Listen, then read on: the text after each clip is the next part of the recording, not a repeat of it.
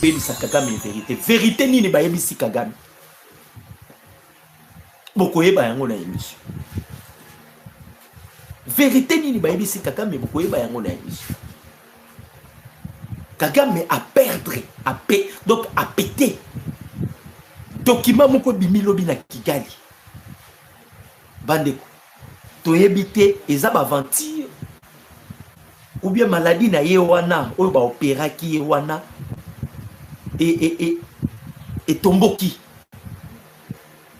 Kagame azoyeba lisusu makambo te. Kagame azoyeba lisusu makambo te. Ah! Aïe aïe aïe aïe aïe. Président Tshisekedi. Au commissaire Kagame tina niveau yo. Tina niveau yo commissaire Kagame. Kagame azoyeba lisusu makambo te à perdre. Bandeko bakongole. Malheur kaka na baye oyo bakenda kisima ya rébellion. Oyo bakanisa yeke Tshisekedi ya pour atteindre objectif te. Pasi. Beaucoup zonga ndenge nini. Est-ce que les Congolais, vous allez permettre que pardon ya bananga, ya ba Franck Yongo, les Congolais balibisa bango? Parce que ça va dire qu'on contacter déjà pour taper des solo. Espoir au bazalaki nango, Kagame kosaki bango, ils étaient sûrs. Kabila pas kosaki bango bazalaki si. Mais na minute il va comprendre déjà que non, et l'on quoi les sous-souter. Nazo senga na bino kaka botelanga ba j'aime. Na ana besoin ya ba j'aime na bino. Au koti ceux que vous en abonné ou s'abonner et puis au telinga ba j'aime. To soluka to sécuriser direct na biso. Bande koto bandina nous na dossier ya batu ya ba Kabila. Pour les kabilistes bande ko ba congolais. To bandina dossier ya ba kabiliste. Et ça, le débat, moko eza na ba réseaux sociaux, j'espère que bolanda ki yango et puis bozolanda yango. Débat eza na ba réseaux sociaux, ba kabiliste bazolo ba Tshisekedi a bradé ba minerai potikala éternellement au pouvoir. Ici, nous sommes venus pour répondre na ba Kabili. Balobi ono Kabila tikala ko bradé ba minerai te parce que ba yaki ko proposer yango pa ya ba américain. Kabila tikala ko bradé ba minerai te pour protéger Congo. Kabila kendaki kutu plus loin. Pour la bango. Balobi Kabila kendaki plus loin. À Simba qui même na code minier. Bandeko ba congolais. Quand est-ce que Kabila a touché code minier? Le code minier a été touché quand? Kabila yiko Simba code minier tango bat ba boyé ba bi plate yoto lingi su te kendi. C'est alors que Kabila yiko Simba code minier. Et Kabila a Simba qui code minier avec objectif. Et c'est là qui piège au ticket qui président Tshisekedi. Parce que quand on touche le code minier, la communauté internationale va télémarquer. Parce que c'est là où se trouvent leurs intérêts. Bakoui Kobomayo. Toujours répondre à Bakabili. Kabila n'a jamais bradé les minéraux, comme vous le dites. On n'a dit ce qu'on ne vient pas. Mais Kabila n'a jamais bradé les minéraux. Mais Kabila a cédé 600 titres d'exploitation minière. Et pas Yaba Obasanjo, et pas Y'a Paul Kagame, oh Yemora Zala qui n'a 200 dans Grand Katanga. 200 titres d'exploitation minière. Kabila n'a jamais bradé les minéraux, mais Kabila a vendu le Congo. Toujours répondre à ma kabiliste nyonso. Vous avez décraqué mental. Vous êtes malade. Dans ce stade comme ici, vous allez encore parler de Kabila. Vous avez maudit ma kabiliste nyonso. Vous êtes tous des maudits. Dans ce stade comme si vous allez encore une fois de plus de parler de Kabila, vous êtes des maudits. Pas si les anini.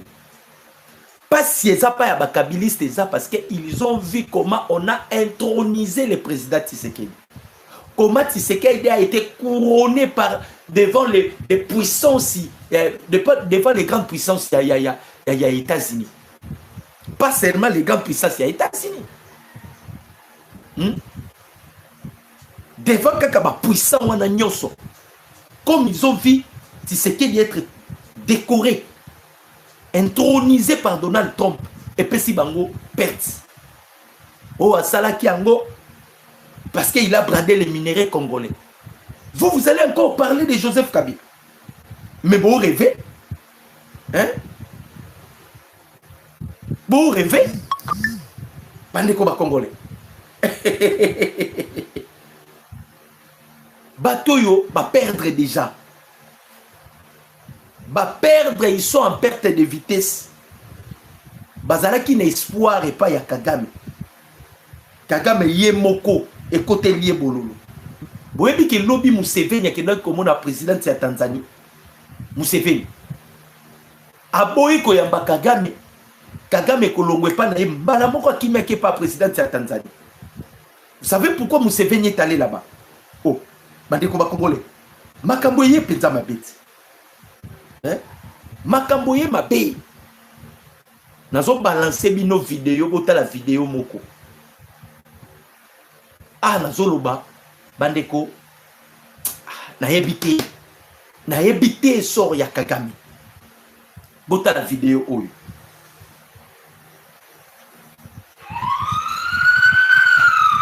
Une des grandes rencontres qui ont marqué la visite officielle. Ici aux États-Unis. Une des grandes rencontres. Chambre des conseils. Mon président Tshisekedi n'a qu'à sa chambre de conseil. Et chambre de commerce, pardon. Avec les secteurs privés américains sur le partenariat économique stratégique. La chambre de commerce. Jeudi 5 février à la chambre de commerce des États-Unis d'Amérique. Chambre de commerce des États-Unis d'Amérique. Président Tshisekedi Yohan.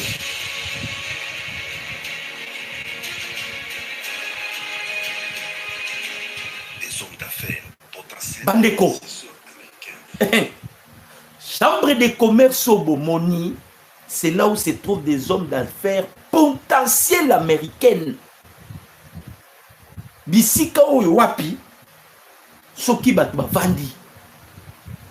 Batie misolo na bango, c'est-à-dire, parce que bato mbongo wanande, bango pe bazara pe na mot à dire avec nakati aux États-Unis d'Amérique.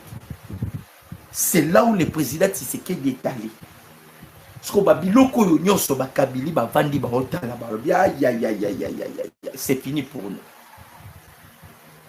C'est fini pour nous. Et bavandi bakomi obetali solo. Oh, Kabila n'a jamais bradé le minerai. Tshisekedi a bradé le minerai. Tshisekedi a fait ceci, Tshisekedi a fait cela. Perte de vitesse. Perte de vitesse. Bakalkilo bazalaki nango bandeko ba congolais. Na réalité sur terrain. Échanger badon de nyonso. Bakalkilo yo bataki. Ezalaki mette pona bango. Il n'avait même pas pensé que cela arriverait ainsi, de la sorte. Baboni pena que non. Mabe ekomi mabe, ça dit Kagame a quoi échappé à la sanction américaine. Ce n'est plus seulement Kagame parce que ma source est bimi. On a lancé même un mandat d'arrêt. Tous les responsables de M23, tous les responsables de M23, les responsables de M23, frapper. Pour vous dire que Makamboza li Soundé bandai ko kanisate. Tous les responsables yaba M23 bananga banani bazo beta bango.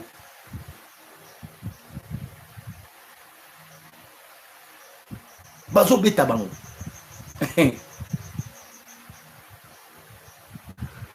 Kagaba wangani document na ye.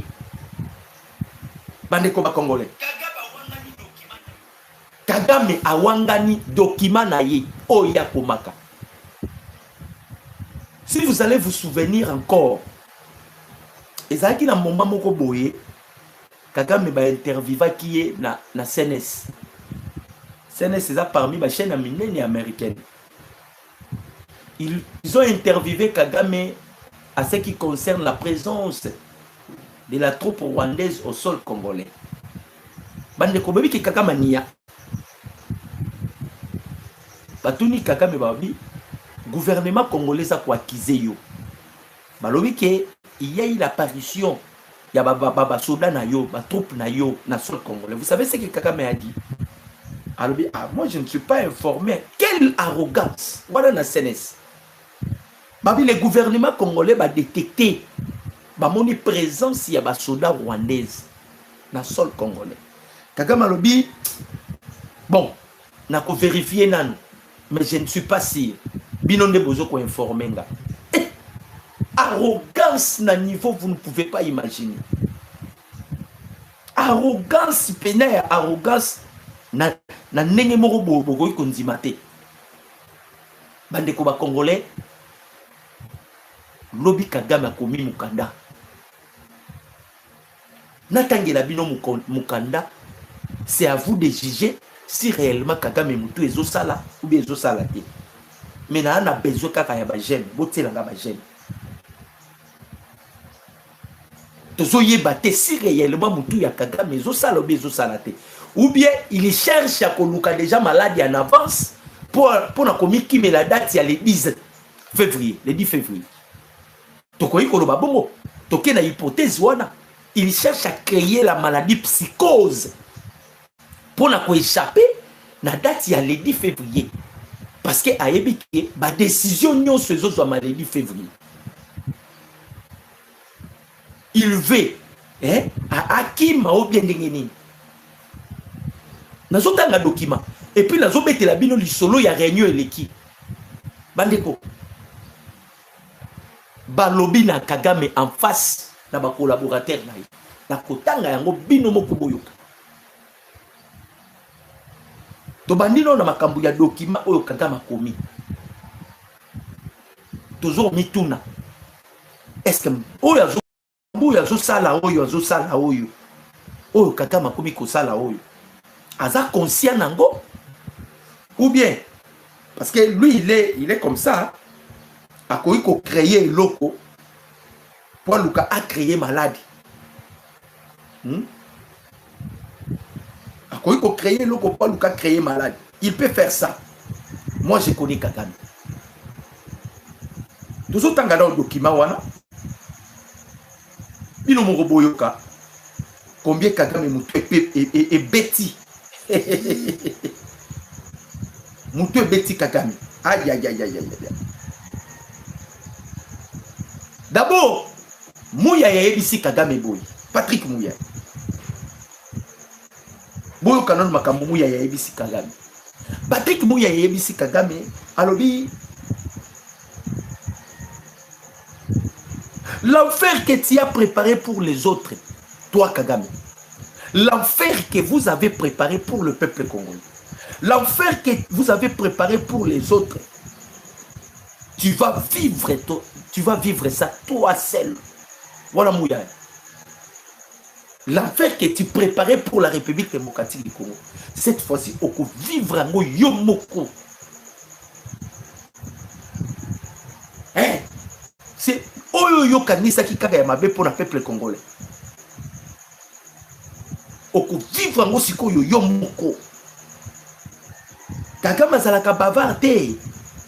Kagame lobakate, mais Kagame a commis du loba. Alingi comme on a dit sous caméra les caliboso na été. Kagame alingi comme on a caméra les caliboso na été. Soki ka caméra les caliboso na été. Abengi kama caméra à lobby. Soki caméra les caliboso na été. Abengi caméra à lobby. Donc, dès que ça wana, ali comme on a tâté aux caméras, au nignelique.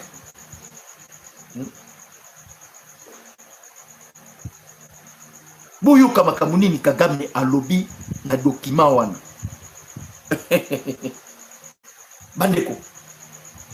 Le président Paul Kagame regrette d'informer les États-Unis, l'Union européenne, l'Union africaine et ses autres partenaires qu'ils n'étaient pas au courant des conflits en cours en République démocratique du Congo. Ce n'est qu'il y a quelques jours qu'Olivier Nduringerere, ministre des Affaires étrangères, l'a mis au courant. Lors de ses précédentes déclarations, le président, comme il a depuis précisé, été ignorant. Et comme il estime que l'ignorance ne peut être poursuivie, il ne pouvait assumer aucune responsabilité. Maintenant informé, le président reconnu pour son intégrité et sa bonne gouvernance a ordonné l'ouverture d'enquête afin d'identifier les généraux ayant déployé des troupes à l'étranger sans autorisation du commandant en chef. Le président assure ses partenaires qu'à présent, il est au courant, il agira afin de détermination, avec détermination, je m'excuse. Il a dit qu'il est au courant, il agira avec détermination pour mettre fin à ces dont il ignorait l'existence. Le président remercie la communauté internationale pour sa compréhension constante. Boki Kagame a commis document moko. Lobby, Kagame a commis document. A lobby makambu nyonso ezoleka na République démocratique du Congo. Ya ibaki amote. Boyo Kagame bandeko ba Congolais. Perte ya mémoire. Bon, et ça perte ya mémoire té, donc elle n'est pas dans la profondeur, hein. Dans la profondeur, Kagame batangi ça y est guerre ya psychologie et pas ya ba américain. Batebele au moins ba yebakate. Kagame a étudié aux États-Unis d'Amérique. La plupart de mes collègues ya Kagame na ministre, ce sont des hommes hauts gradés aux États-Unis, des officiers supérieurs. Azala ba ninga o bazaba officier supérieur, ba haut gradé aux États-Unis d'Amérique. Batagi ça y est guerre ya psychologie. Oyo Kagame a commis kokena biso eza diversion, eza guerre ya psychologie. A commis lettre officielle a bengi communauté internationale, a bengi Union africaine, a bengi na Union européenne. A ici bango ministre des affaires étrangères na ye Olivier Ndé a informé qui est lobby que ba troupe na ye ba kota Congo. Maintenant tozonga na ba vidéo ya kala oyo Kagame loba. Si nous sommes au Congo, et ça pour na ba mesure défensive. Tozongi lisusu na Babylone qu'on a loba. Problème est Tshisekedi te, problème est Zande likambu ya mabele. Tshisekedi yeko kuta le M23 banda déjà coexister, c'est-à-dire ezala ki j'ai Kabila banda ko sala na Kagame. Yenda ebisaki biso. Problème est Tshisekedi te, problème est likambu ya mabele. Tshisekedi yeko kuta déjà problème o eza sur la table. Nazo réclamer ma belé parce que les Américains va promettant ma belé mais balingi ko pesanga ma belé te. Bomoni ndenge Kagame miswami. Bandeko. Bino bomoni ndenge Kagame miswami botsela ngai ba j'aime na na besoin ya ba j'aime. Tout ça déjà 352 en ligne. Normalement, on devait avoir aussi 300 j'aime. Tout ça ka ba j'aime. Donc tout ça ka ba j'aime boye. Pour nous sécuriser direct na biso. Kagame a commis l'être officiel. Il fait, a nié makambo zo le Congo. Et puis à lobby na ba mindele. A lobby nini? Boyo ke loko Kagame alo. A lobby na ba mindele a lobby loko na zui sikoyo conscience que troupe nangeza na Congo, je vais maintenant agir. D'ailleurs, ba officier ba kotu wana na nyonso. Akoboma ba officier wana na expliquer sikoyo pourquoi Kagame a dit cela.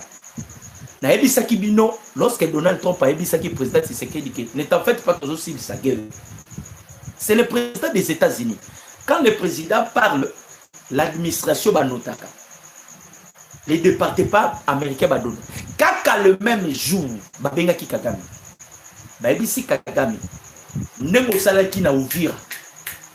De la même manière, tozo tikayo, osala na Goma, osala na Bukavu, na Bunagana. Yango bo monaki nanga, il s'est précipité à Kolobake, guerre et sili.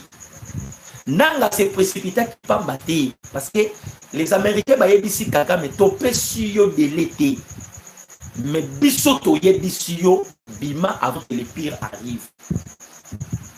Bima avant que le pire arrive. Alors, sikoyo lokola Kagame azalaka lolendo Kagame azomona ke a perdre non azoluka sikoyo a créer eloko moko ebima on dirait ayeba kité abimisi batuntu na parce que bandeko les États-Unis ma bêtisité na lobi na bino réunion d'urgence eleki lobi na Rwanda bokoyoka makambo eleki na Rwanda lobi na kopeta ngo awa réunion d'urgence eleki na Rwanda na réunion wana on nous apprend aussi que Joseph Kabila était là na réunion wana réunion d'urgence ezalaki na Rwanda tokopeta lisolo boyo Kagame a commis koluka konier parce que le pire arrive bandiko ba congolais mabe ezoye la Kagame ya ndenge ya mabe. Ils veulent maintenant à créer soit Abimalwa Mutumoko Beli Boma, hein? Ayebi que les 10 mabezoya. Avant déjà les 10 Makambourije Bimina CC, hein? Ayebi que mabezoya abasko koluka. Nakosa ninyao. Naza maladi. Nakosa ninyao. Naza la perte ya mémoire. Nakosa. C'est ce qu'il est en train maintenant de chercher. Tant bayebisa qui est tika olinga iko tikate tika olinga qui tika te. Lui il pensait que comme il a toujours l'habitude de kozala na communauté internationale na poche na ye ako continuer à kozala na bango éternellement tala ningi trouble côté pa ya bakabili tala trouble ningi côté pa ya bakabili bazoye bate toko simba wapi nanga lobaki soki boyoki tozongi sima iza bisote tozo ati Kinshasa mais nanga est le premier hier à s'annoncer que guerre ici avant même que Tshisekedi annonce que la guerre ici nanga weleli ko annoncer que la guerre ici tous les pays africains bateau nyoso boyebaki ke bazo soutenir Kagame bandeko ils ont peur maintenant des États-Unis d'Amérique bazo tala ka histoire ya Madiou bazo tala histoire ya Madiou Kagame alobi communauté internationale nazalaki informé te siko ndenge nazaboy na komi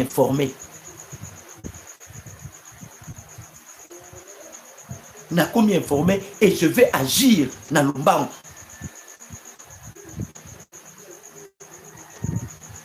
Papa.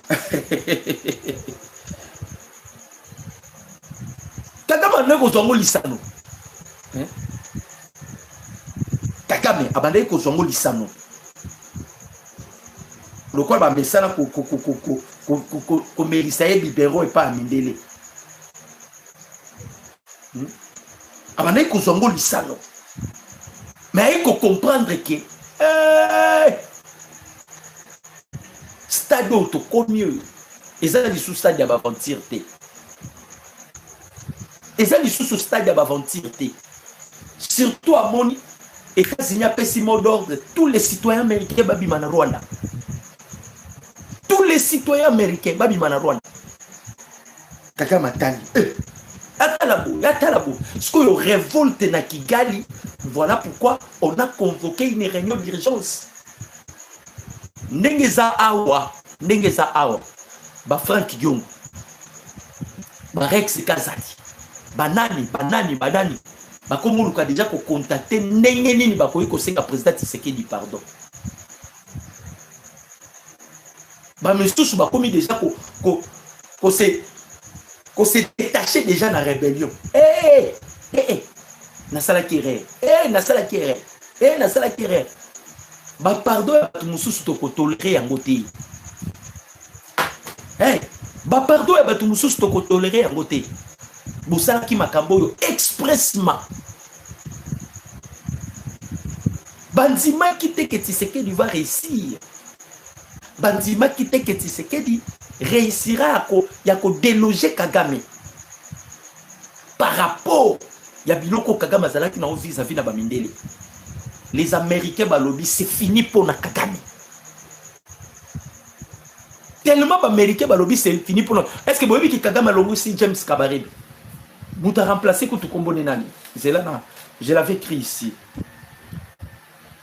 Kagame a écarté Kabarebe. Pourquoi? Nazobeta Lisolo a remplacé Jean-Paul Nyakumutama. A remplacé Jean-Paul Nyakumutama. A écarté James Kabarebe pour Nanini. A eu aucune information que Kabarebe a qui a contact na CIA américain. C'est-à-dire pour Kagame, ce qui a Monica proche naïe, vous êtes en contact avec les États-Unis. Il y a des coups d'état que vous les canadiens là. Ce qui a Monica proche naïe, vous êtes en contact avec les États-Unis. Il y a des coups d'état que vous les canadiens naïe. Il a écarté Kabarebe. Parlons maintenant na réunion ekoti na Kigali. Boyo kabino moko bande.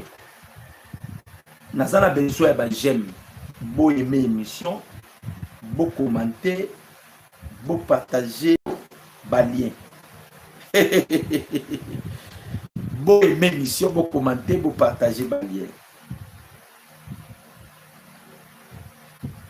Oh kaka, mutakomi ko wanga na kindoki na ye. Akomi ko wanga na kindoki na ye. Document en ABC Bino, si vous avez besoin de ça, ça n'écrit en anglais, c'est ça.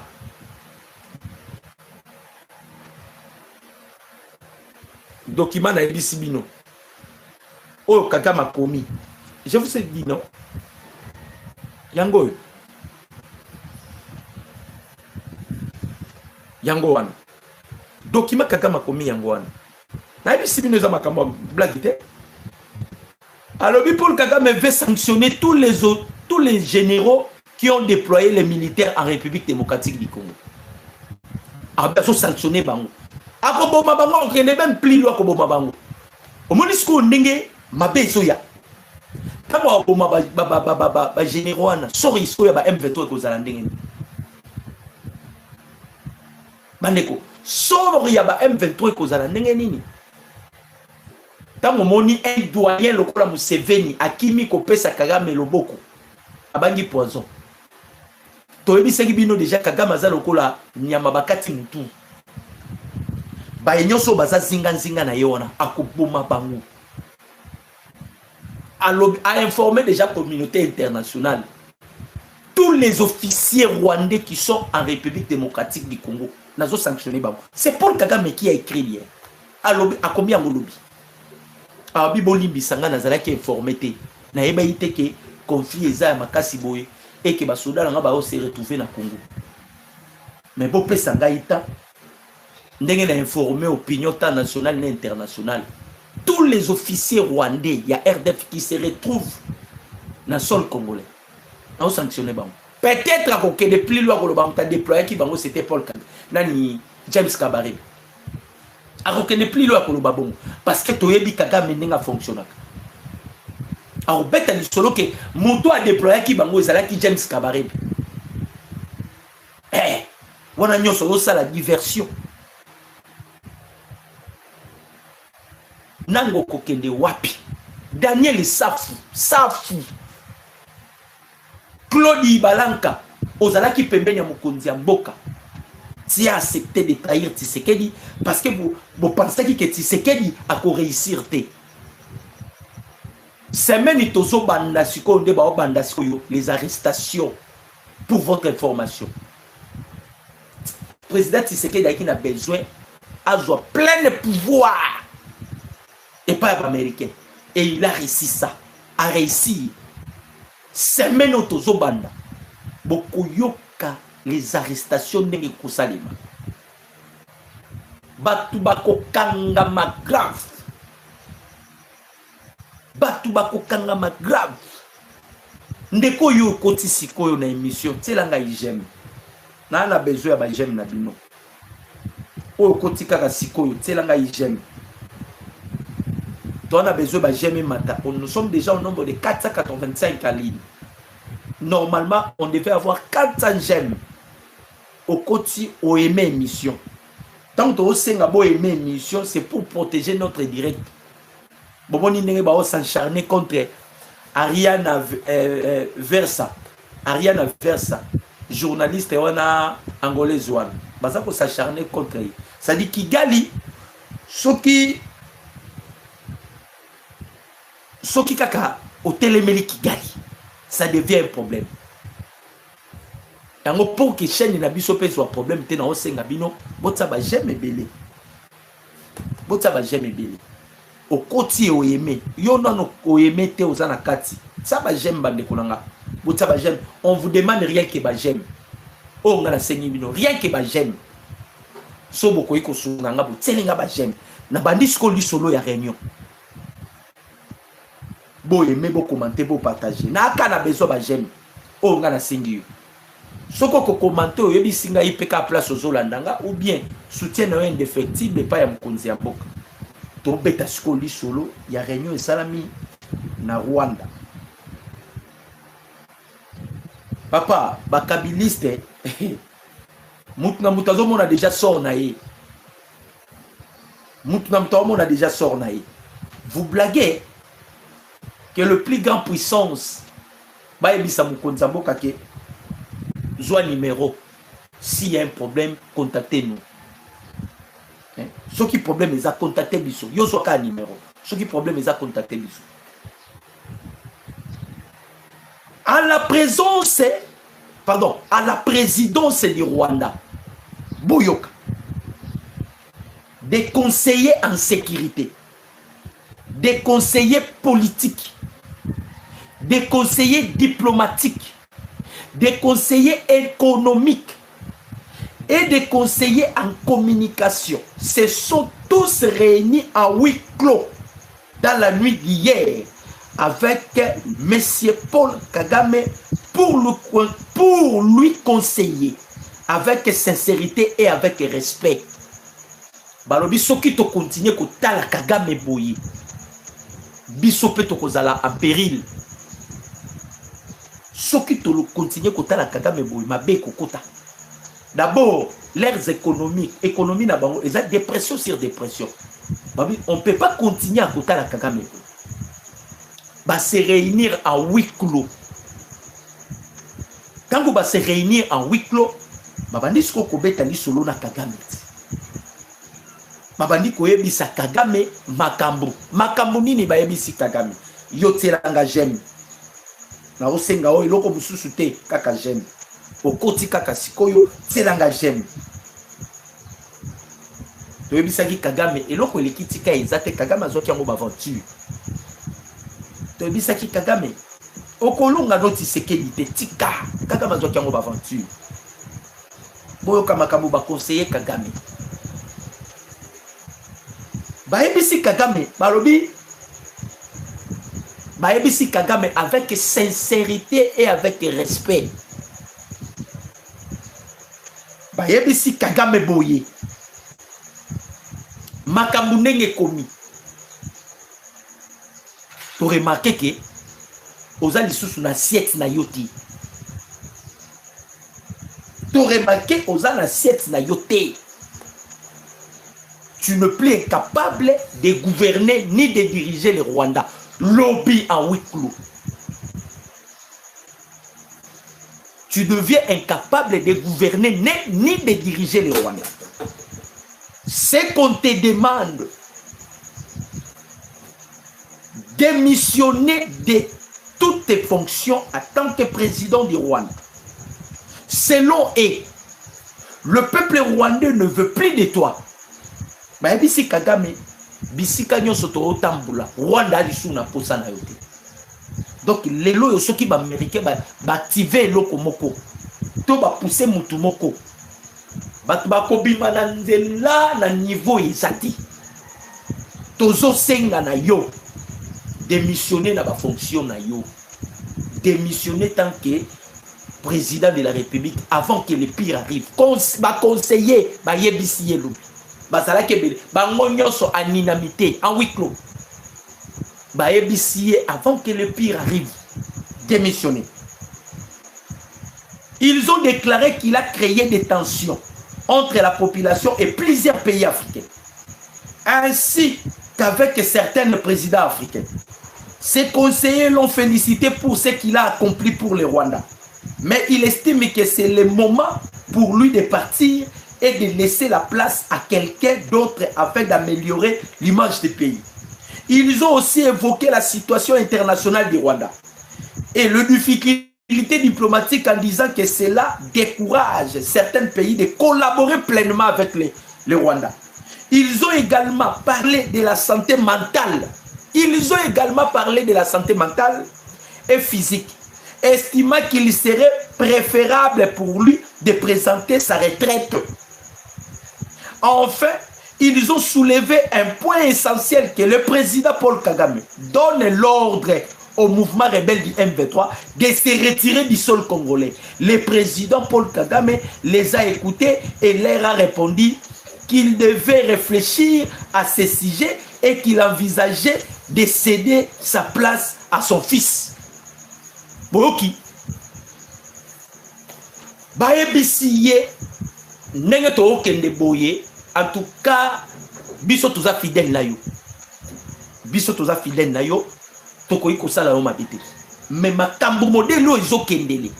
En tout cas, vous devez faire quelque chose. Soit vous cédez à une autre personne, surtout ya mutuya.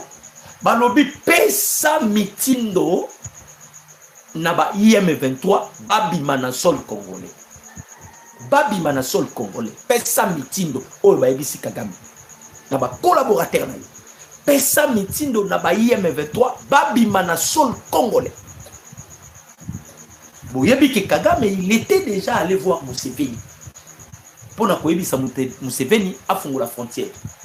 Pona koyebisa liboso akendaki ayebisi Museveni lisolo liboso zalaki ke so Museveni akoyi kofungola so Museveni akoyi kosunga baba soda ni ba M23. Museveni ayebisa ki ye na possibilité wana lisusu te. Na possibilité wana te. Museveni ye moko lobby ye moko ake pas président de Tanzanie. Parce que azobenga président Tshisekedi a oyamba ite. Ake pas président de Tanzanie, ce qui président de Tanzanie parce que président de Tanzanie baza ba ninga o balakisa ki bolingo la bango et pas ya président Tshisekedi.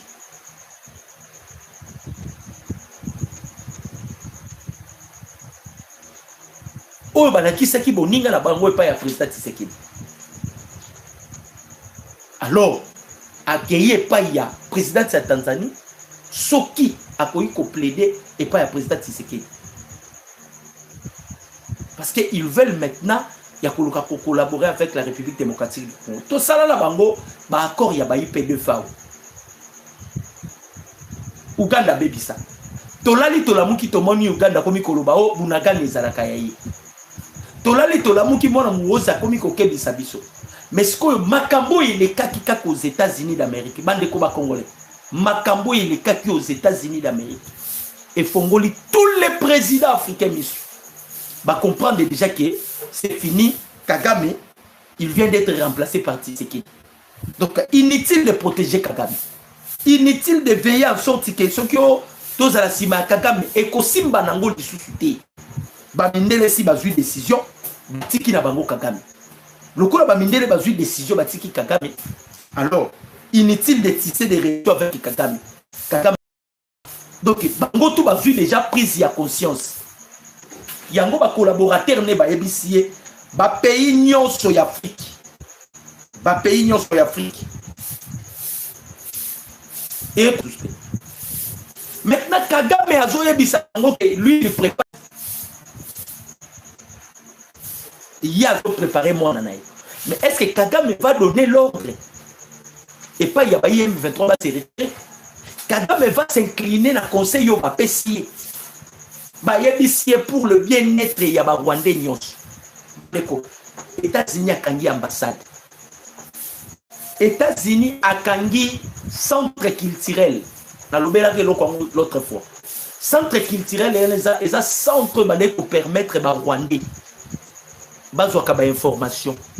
Ba formaka ba militaire rwandais. Donc les Américains bazalaki nyonso pour la Rwanda. Ils faisaient tout pour le Rwanda. Les Américains faisaient tout pour le Rwanda. Qu'on paie sa formation même dans l'armée rwandaise. Qu'on paie sa bourse d'études. Dans la bourse d'études, il voyageait au nom de la République démocratique du Congo. Ce qui est plus grave. Ce qui est tembenelo ko nazo ebisabino. Bobenga bandeko baza na Canada, ba Congolais ba na Canada. Bobenga ba Congolais baza aux États-Unis. Botuna bango ba Rwando baza côté na bango. Ba Rwando baza tout autour na bango parce que ba Rwandais baza belé la Canada, mais soupe baza belé aux États-Unis. Botuna bango. Les Rwandais là qui sont au Canada, aux États-Unis, baza na ba nationalité nini ba ko ebisabino. Ba voyager na bourse d'études ya ba Congolais. Bazo voyager na nationalité ya ba Congolais. Le coup la Kagame banaï ko préparer à ebaki ka kozwa à ko accueillir ba mabele wana. Grâce à accord de Lemera, grâce à présente à constitution la disposition constitutionnelle pour préserver l'unité. La RDC a ko céder souveraineté na yi.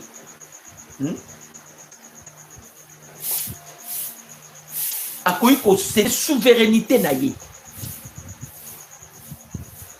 Donc ça ngo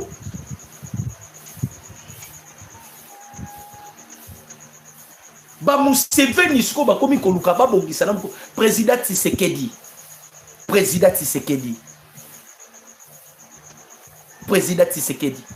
to tikala ikana deux présidents au bazala ki fidèle na yo ezala ki Ndayishimiye ezala ki président ya Tanzanie. Même Cyril Ramaphosa a commis double. Lorenzo a commis double. Mukonzamboka tozo senga na yo. Vous êtes déjà roi d'Afrique parce que Donald Trump l'a confirmé. Vous avez été déjà intronisé roi d'Afrique. Qu'on permette bandongolo misouana te bazape même Sassou ngesu Mukonzamboka nel qu'on peut ça y confiance té même Sassou qu'on peut ça y confiance té chef de l'état yo kakape biso Mukonzamboka. Même Sassou ngesu qu'on peut ça y confiance té combien de fois Joseph Kabila est na Congo Brazzaville. Kabila na biso combien de fois Kabila est na Congo Brazzaville. Combien de fois Kabila est na Congo Brazzaville? Combien de fois Congo Brazzaville a cotisé par mercenaires français? Otokanga na beach avec des armes. Combien de fois Kabila s'assoit à soi-même 22 000 hectares Yamabele na epesa ba Rwandais par ordre en France. Nous sommes les acquis pour déstabiliser la République démocratique du Congo. Maintenant que le danger comique au Kende, chef de l'État ko ça la sentimati. Même ba Franck Diongo, ba Frigolé Ambongo, ba Bedonacé Cholé, Mukonzamboka ko ça la sentimati, ce sont tes ennemis. Ce sont tes ennemis. Tikala fidèle na bato, ba tikala ki fidèle na yo. Ba Jean-Pierre Bemba. Ba Jean-Pierre Bemba banani. Obike révélation bimaki à Mobondo. Ça soit finance aussi Mobondo. Mobondo bozoka Mobondo. Ça songe soit finance après Mobondo. Ça songe soit finance après Mobondo. Président Tshisekedi oyo tozo senga na mokonzi ya mboka. Sentimate. Totikala ki biso moko bakosa yo te onani.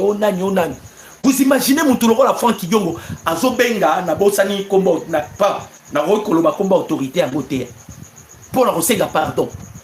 Vous blaguez avec les gens. Nanga après avoir koboma ba congolais. Nanga komi kolela awa. Akendaki asenga la Burundi ngashimi ya boyi. Museveni yona Tanzanie, zela l'accepte nos photos. Président de Tanzanie lobi tant ba ba beta coup d'état yo pose laki. Plus question. Et ça bongo. Oh, bandeko.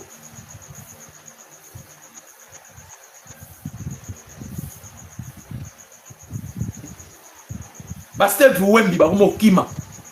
Oh monsieur Sili. Monsieur Silité. Monsieur Silité. Yé Museveni.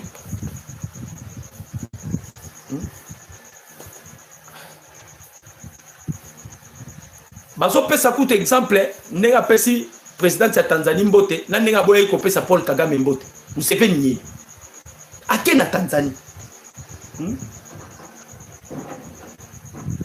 ake na Tanzanie koluka solution parce qu'ayebi ke soki président ya Tanzanie alobi président Tshisekedi ya koyoka baza batu mabe mukonza boka bakotikalaka kolinga yo te parce que il to combattu biso nyonso tomoni président Tshisekedi otikalaki kaka na peuple congolais bandeko bake ko découvrir 500 corps ya basoda rwandais la bataille de la plaine plus de 500 corps de soldats rwandais bake ko kuta yango wapi na Luanga na territoire ya Uvira après une opération aérienne et terrestre de Ibu dans des zones 500 corps to suki wana te tala misusu to kangi bango ye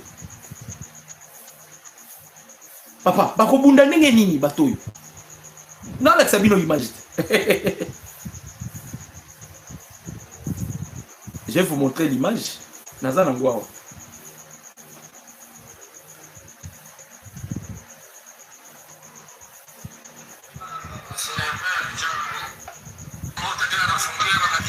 monde to lingi bango bango wana kangi ba Rwandais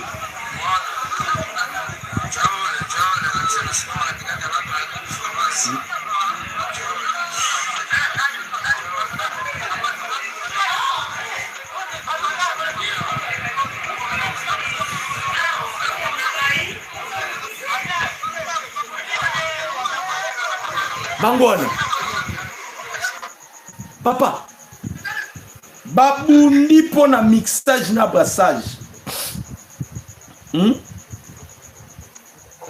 babundi pona mixage na brassage Tshisekedi dabi plus question de mixage plus question de brassage babundi ah tozo bisabino na Kilimba leo pale maeneo ya Kiliba na Kiliba kia kundi ambayo limeundwa force special ya wazalendo ambayo itahusika na mapambano moni Kiliba Mturuzizi na milima pia eneo mbalimbali kwenye nyanja za juu na nyanja za kati. Force special ya wazalendo ambayo itahusika force special yibu na wazalendo na Kiliba bandeko na Kiliba balobi la bataille de plaine. Toujours les généraux de Wazalendo ont foulé leurs pieds avec la force spéciale Ibu à Kiliba après avoir repoussé l'ennemi trop loin d'un commun accord. Ils ont constitué 3 forces spéciales composées de leurs éléments expérimentés dans des différents reflets. Ennemis en difficulté bande combat congolais. Ba conseiller Kagame ba bisi Kagame tika pesa hors de ba M23 babima. Je me pose la question, famille à Daniel Safo, quand Daniel Safo abandai koluka kende na mo c'est Daniel Safo out au conseiller ka Daniel Safo te ponani bo conseiller ka Daniel Safo te ponani bandiko président Tshisekedi na LCI na France bobi makamu konza boka loba président Tshisekedi alobi boyi na LCI na France alobi oyeza jet de dame bitumbo nazana ngona Kagame za jet de dame nenge to obunda Kagame okatana na nzila et na promettre bino la RDC donnera une leçon, ça serait toute la première fois dans l'histoire. Alobi la RDC va donner une leçon. Et Patrice Emery Lumumba l'avait déjà prédit. L'histoire du Congo sera écrite par un Congolais. Où en sommes-nous aujourd'hui? Donald Trump a intronisé président Tshisekedi devant les hommes puissants de cette terre. Devant les hommes puissants de ce monde. Tshisekedi a été intronisé comme Mukonzambo Kabande Koluba et ya likambu ya jet de dame. Anazo ebisabino nanga place a kokende zaki. Kabila abatamaki po basala ye chirurgie esthétique azobimaka na mingi te bomona Kabila obimaka na mingi te.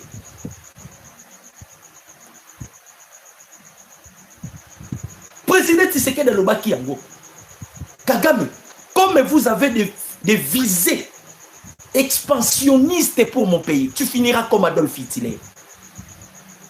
Na ba dernière instance ça Museveni awangani Kagame. Museveni a bien na soutenir rébellion te. Na oyo Afrique centrale nini oyo Centrafrique. Bango nde bandimi bata base arrière ya Rwanda. Oh, les Américains sont là. Les Américains sont na betel rabino li solo yo. Batbazorango aventure. Quand le président Tshisekedi a ebisaka J de Vance. Bon soit minéré mais en retour bon protéger l'intégrité territoriale de la République démocratique du Congo. Bon protéger le peuple congolais bon pesa bango vie. Marco Rubio a lobiango. Marco Rubio a dit si Tshisekedi vous avez cherché la paix. Mais nous les Américains, les États-Unis d'Amérique, Toropé sa yo paix et cette paix serait en abondance. Cette paix sera en abondance. Aussi là qui paix Toropé sa yo paix. Mais cette paix sera en abondance. Et on m'a dit l'okozo le sabat. Et l'okozo le sabat tu yangoana. Ba conseiller à Kagame. Ba dit Kagame te. Ba dit c'est Kagame vérité. Ba si vive ta façon état mental na yo. Parce que tu commences à te contredire yo moko. C'est comme ça les sous assiette na yo te, aux les sous yo te. Tantôt le Bible, tantôt le Bible, tantôt le Bible. Oh, tu sais qu'il y a combien d'enfants gâtés. Mais toi aussi, jadis, aux allez qui a enfants gâtés à Bamindele. Toi, tu pensais que cette place-là, et que vous allez éternellement caponayo. Donc, tu ne pensais pas qu'un jour, on peut te remplacer la place au Yozala. Tu pensais que tu resterais éternel et pas américain. Voilà maintenant, Dieu t'a confondu. Voilà maintenant, Dieu te fait voir que le peuple que tu as touché, ce sont le peuple aimé de Dieu. Ils sont le peuple congolais. Tu as la place pour Kina Kagame. Azolela, mais c'est déjà trop tard, Badeko Congolais. Boyo Kasiko pona nanga. Nanga yo, okoyeba. Nanga, okoyeba. Pour comprendre pourquoi Kimbango a changé la batte. Pour comprendre pourquoi Kimbango. Balobi, Washington examinerait l'option des mandats d'arrêt internationaux visant Corneille Nangaa, Bertrand Bisimwa, à raison de leur implication présumée dans des crimes contre l'humanité commis dans l'Est de la République démocratique du Congo. Une telle initiative, si elle se confirme, marquerait une escalade juridique et politique majeure dans l'approche américaine du conflit congolais. Elle traduirait la volonté de Washington de déplacer les dossiers du terrain strictement sécuritaires vers les camps du droit international pénal, renforçant ainsi la pression diplomatique sur les réseaux politico-militaires impliqués dans les violences à l'est de la République démocratique du Congo. Quand on déjà Tshisekedi a bloqué les Américains, nous avons expliqué le Congo. Pourquoi on sanctionner Nanga? Pourquoi on sanctionner Bertrand Bisimwa? Pourquoi on sanctionner Batouana Nyonso? Tant que le président Tshisekedi à Kendaka aux États-Unis, vous allez vous souvenir, Mkonzamboka a boyaka ko signé deal la biso avec les Américains. Sobo kanisi yango lisusu. Mkonzamboka zongaki a lobby aussi longtemps Rwandais baza na sol congolais, les deals de kozala tenité. To ko signé deal te. En soi, ce n'était pas des Rwandais. C'était pas des Rwandais. Les chefs de l'État ebaki Toko ko signé deal, toko ko signé te Paul Kagame ozala kaka. Mais ils ont des locaux et Kosala qui Kagame a longwa wana. Boy des locaux en sont zanine. Eh ba ngeko ba Congolais botela nga ba j'aime. Na kika na besoin ba j'aime. Na osenga bino loko mususu te. Ba j'aime kaka. Et ça, les locaux, Mukonzamboka a gagné et pas y a américain. Oh, batebele bazoye bate. Les chefs de l'État, si on monaki anzimaki, tout ça la deal avec les États-Unis d'Amérique, les chefs envisageaient quelque chose. C'est pas américain. Na betela bino lisolo awa. Rwanda, force ya Rwanda, evanda qui na des documents. Force ya Rwanda. Evanda qui na des documents. Documents à liboso, zala qui statue à ba victime. Le Rwanda, azala qui considéré comme le pays le plus victimisé au monde. Même en Israël. Le deuxième statut à Rwanda, ezala qui statue à génocide. Ce sont les deux documents qui faisaient la force du Rwanda. Quand le président Tshisekedi Aye a dit que ça la diplomatie, bisika nyoso banaye kokenda banaye kokuta des documents wana. C'est ce qui faisait que Tshisekedi a moyen à pénétrer diplomatie naye à tout amindele ezalité. Moyen à convaincre même les sénateurs américains ezala quitté. Pourquoi? Parce que le Rwanda azala qui n'a sous couvert, il y a des statuts haut. Mais quand le président Tshisekedi est allé proposer d'il y a minerai stratégique avec les États-Unis d'Amérique, Mukonzamboka a même équipé statut nabiso. Bobi statut nabiso zani génocoste. Que les États-Unis reconnaissent aussi qu'il y a eu génocide au Congo. Les Congolais belé basant la distraction. Sur le plan politique. Mandeko, aucun président en Afrique ne peut comparer la politique na Tshisekedi. Azama yelle na politique. Oh, ils ont dépassé attendement à battre. Azama yelle makasi. Comme Rwanda zalaka déjà la statut na ye, ou ça la force na ye. Biso pe sengela kito zwa statut, ou ça la force na biso. Alors, tokenda ki na Union européenne est boyi pour votre information. Yango nazo beta CTA, président Tshisekedi ozana oya Hollanda kabiso. Même l'Union européenne bazali sous na droit ya minerai na biso te. Malgré babwa ki Kagame, batiki ye, tika bango ba puta na bango ba batu mabe. Union européenne est boyi. Baboyi pona nini? Bayebisa président Tshisekedi. Fait comme Mandela avait fait. Mandela bakufa en Afrique du Sud. Mandela a solo la raba mindele babi ça va toi enterrer ce qui est passé comme ça on fera de toi président de la République ne ba sala titi suite ya bato bakufa en Afrique du Sud et kinda karabo. Ba yena proposition on n'est pas ya Tshisekedi ya boyi. Yo muto finga Tshisekedi ya zama yelete yo muto loba Tshisekedi ya zo sala le côté yo muto solo ba Tshisekedi a brader le minerai pour le pouvoir sans tenir compte que Kabila a 600 titres d'exploitation minière après ça ba Obasanjo après ça ba Sassou. Le président Tshisekedi a ABC bango niet. Tokei aux États-Unis d'Amérique. Tokobie pas ya ba américain lisusu ba boyi. Ba bien plus question. Président Tshisekedi a ça. Le la boboyi ko reconnaître en haut.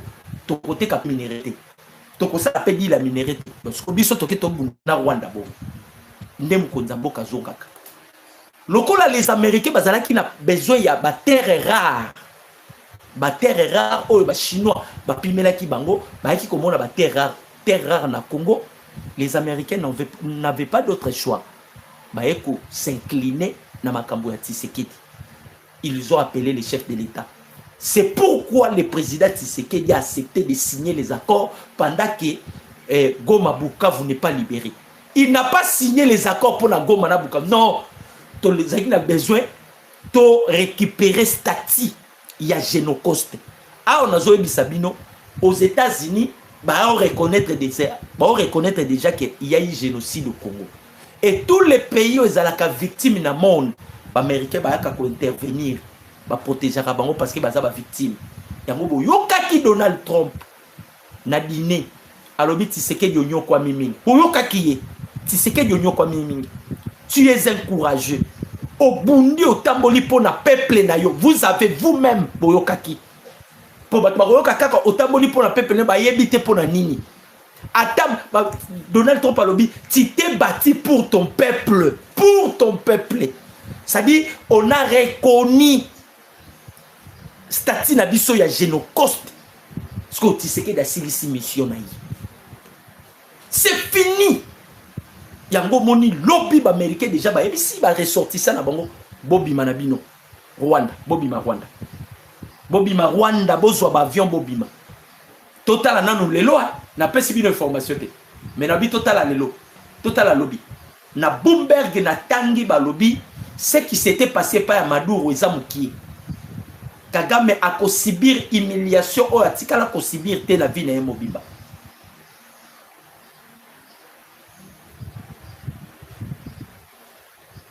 Bozoka a subir humiliation atikala ko subir te na vie na Mobimba.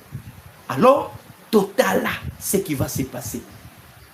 Lelo dimanche, lobby lundi, mardi, binomoko borolobaki Dr Zaki déjà informé les locaux.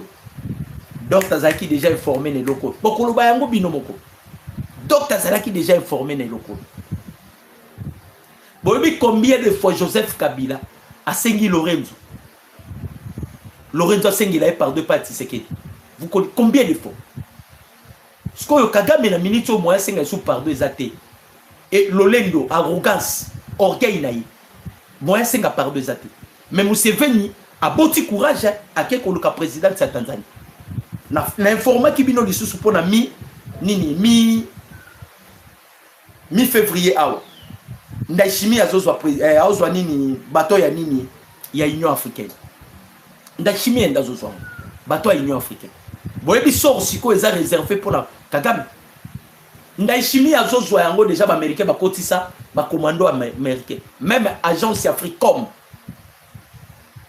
Et ça a déjà na Burundi. Africom et yaka pona kopesa les soso pas bananité. Africom ba yaka pona kosala mission ba sali mission puis ba kei. Ba ya na Burundi. Kagame va lire l'air. Kagame va lire l'air. Nanga lobi nzambe eloko nini kotisa kinga na makambo nanga komi kolela. Eloko nini kotisa kinga na makambo toyebisa kinanga eloko elikitika ezate. Otiki nyonso pona Kabila. Kabila ye wana za na passeport ya Swaziland.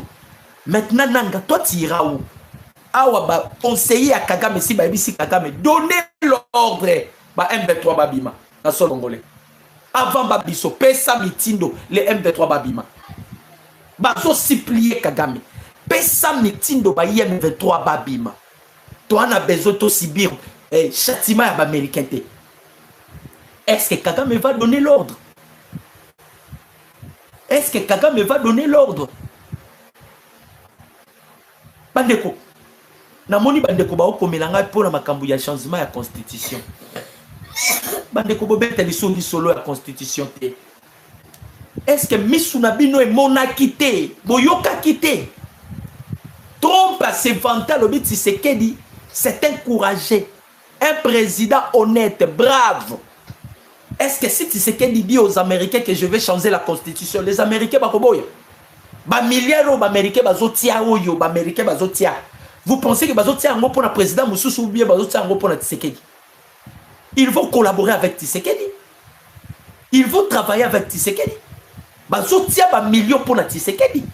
Bazotia ba millions pour le président Moussousou. Tshisekedi a vendu wana, c'est fini. Nalobi na bino o ezalaki ya motuya ezalaki to récupérer statut ya génocide. Les Américains reconnaissent maintenant qu'il y a eu génocide au Congo. C'est fini. Donc maintenant la convention il y a 1948. Que dit cette convention? Convention il y a 1948 et lobby boye. Batu oyo nyoso ba commettre ba génocide, bazalaka poursuivable. Et poursuite na bango ezalaka imprescriptible. Imprescriptible, les poursuites ezalaka imprescriptible. Donc Kagame ne s'échappera pas.